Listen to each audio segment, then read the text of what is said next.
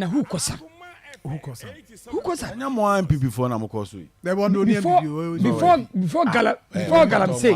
meba before galamsey e beba Ghana ha be gintira no e for ko fa bae nya jom mama ne atame stam e na mami chana ni mami e fani say we deport through now ashawa no hwan every e di because asem no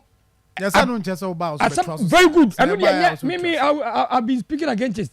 what I say but if I say I fan na de no efiri bae what they but before say they ahwedie ba fi no when they kofa amansa ne bae na kofa ahwedie na me fi a amansa ti ba bi no obaba fi o eti on di nyina no NDC ni NPP sam na da bia ye ne Ghana no eno na ese wo man no de ye ka nyina ni nyina no ya ye o man no NPP NDC anya NPP a NDC tafra hwe ase anaye ya na butu iti se Ghana fo timi etena se pa adwene se sankofo mienu wetimi muaye tie pamo mienu nyina nko na ye wura na Chemate United Party emra etu de me so bi keke mi busa se tware o de party bere bam wakina onne ne so nye pan so ye ku o ta se ena o ye ku no o banya faso ran so bunya faso wakina o mo benefit pa so mo benefit enti sa political party ne di Burkina so na ayese Ghana NDC nya NPP na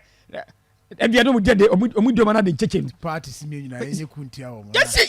emfa UP mra hwe Beni hey o na NDC nya NPP wo sa ena obi yi no tsala Chemate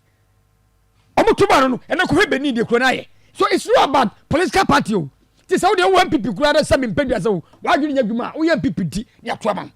wo ye NDC ni na obi anim say NDC nya NPP na Ghana no say nyame fa say so to say wadwene nya dwuma kro so far say wo win NDC presidential candidate wo win NPP presidential candidate no I was about miss 8 years approach no I say be adwuma it see remember NDC nya NPP mienu nyina no they don't have anything good to offer this country